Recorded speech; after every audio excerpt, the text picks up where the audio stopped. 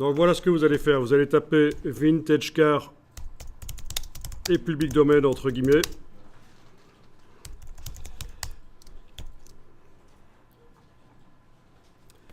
Voilà.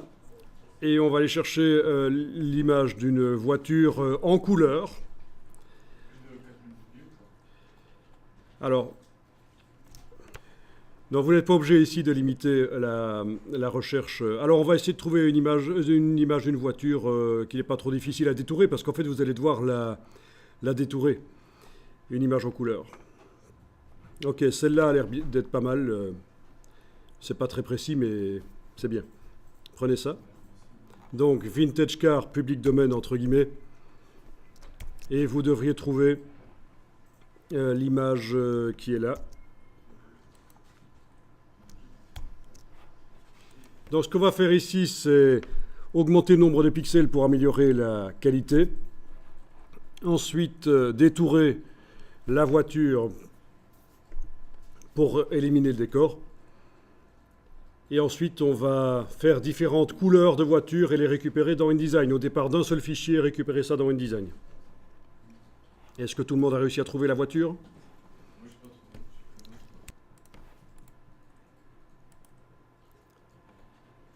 Donc vous mettez ça dans le dossier 3e jour et on va appeler ça composition de calque.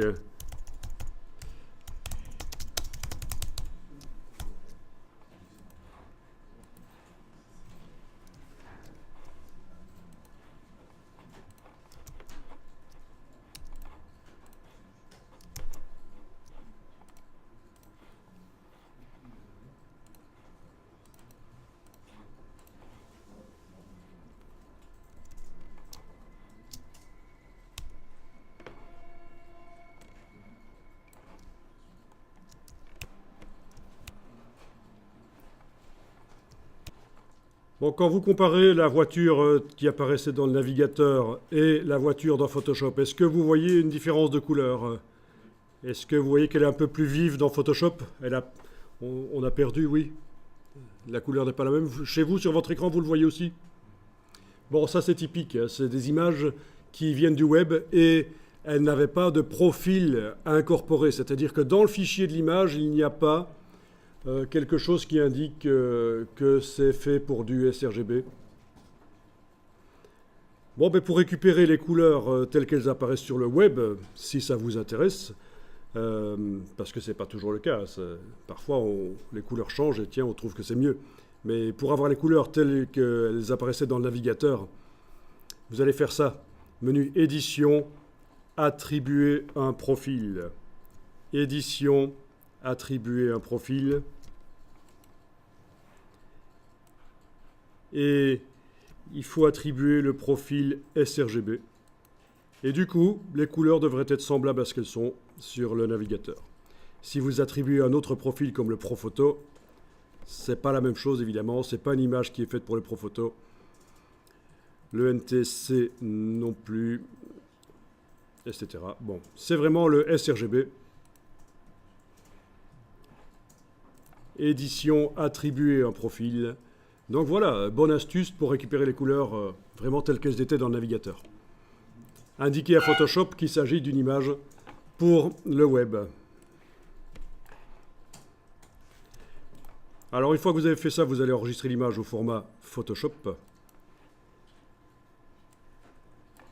Oui, on voit que le profil sera incorporé.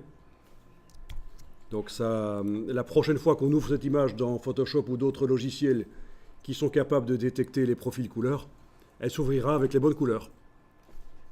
Le logiciel saura que c'est une image pour le web, une image sRGB.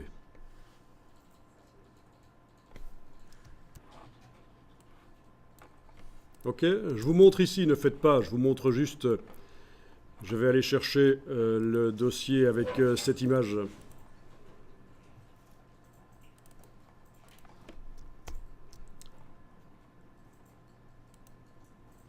Ok, celle-là. Regardez, je vais renommer l'extension ici, mais ça vous ne faites pas, vous pourrez tester après si vous voulez. À la place de PSD, je vais mettre TXT. Donc c'est un fichier texte. Et je vais l'ouvrir dans un logiciel de traitement de texte. clic droit, ouvrir avec. Et je vais arriver à voir le code de l'image, comme ça. Voilà. Ça, c'est le code de l'image. Au début, vous avez ce qu'on appelle les métadonnées, dans lesquelles se trouve le nombre de couches de l'image. C'est une image RGB, 3 couches, etc. Plein d'informations. Et après, plus loin, pendant des kilomètres, vous avez des choses incompréhensibles qui sont en fait des descriptions de pixels. Mais en fait, ce qui m'intéresse, c'est le dessus pour vous montrer les métadonnées. Parce que je vous dis depuis quelques heures, je vous dis, tiens, quand le profil de l'image est incorporé dans le fichier. Mais en fait, c'est là.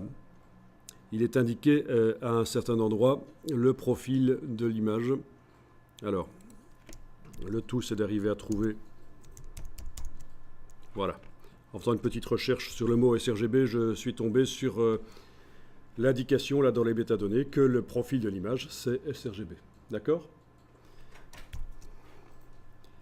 Donc dans les images, il n'y a pas que des pixels, il y a aussi des informations. Notamment quand vous prenez les photos avec un appareil photo, il y a plein de métadonnées qui sont indiquées. Le modèle de l'appareil photo, le modèle de l'objectif, ça va servir dans certains logiciels pour corriger les déformations de perspective. Notamment aussi les données GPS, l'endroit et l'heure où la photo a été prise. Et dans InDesign, vous avez la possibilité de récupérer ces métadonnées pour faire de la mise en page automatique. En dessous des photos, automatiquement, on vous indique l'endroit où ça a été pris, par exemple. C'est ce qu'on appelle les légendes dynamiques dans InDesign. Voilà. Donc, petite parenthèse sur le contenu d'un fichier image, juste en transformant temporairement l'extension en .txt pour pouvoir l'ouvrir dans un traitement de texte. Mais là, je l'ai retransformé en PSD et je la réouvre dans Photoshop.